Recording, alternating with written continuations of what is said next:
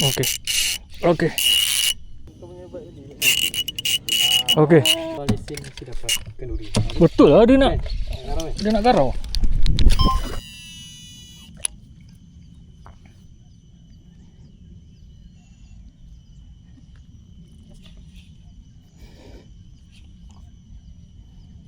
Naik. Ni. Boleh. Okey. Okey. Masuk. Alah. Ikut lah. Ada. Kau tengok tu berbuih bawah tu. Kayu tu bergerak. Tadi ikan lagi lah. Macam dah tak ada.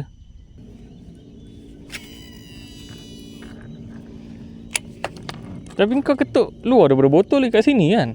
Ha.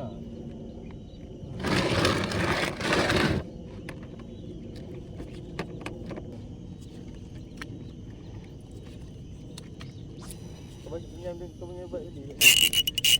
Okey. Elak. Okey. Haru nak cakap bagi pinjam. Tak boleh. Bawa pinjam. Ini okey lah. Macam tak besar sangat. Aku dah cakap dah benda ni. Tetap ke? Tak ah. Ni spesies apa ni? Ini juga. Ni juga. Tu boleh. Belum ada colour lagi. Itu boleh ni. Boleh ni lah. Ha? Tak makan? Aku dah pernah. Kau rasa lah. Anik makan. Ikan kat rumah pun banyak lagi lah. Ikan laut. Ikan laut tak bagi aku pun. Aku nak seko tu je. Gerang belang tu je. Tahu-tahu datang. Jangan bilang tak potong-potong lah. Potong lah. Ada sebab ada ikan besar-besar lain. Ada sagai. Aku dapat juga sagai semua tu. Diorang dah berbagi habis. Sampai tu bagilah korang dalam tong. Lepas tu undi.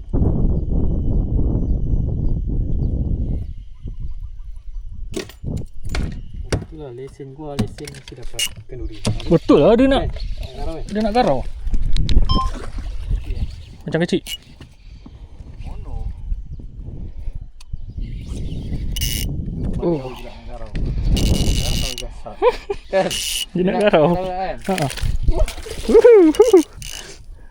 Tahu lah. Cik lah. Tak tahu. Kuat juga yang kecil-kecil pun.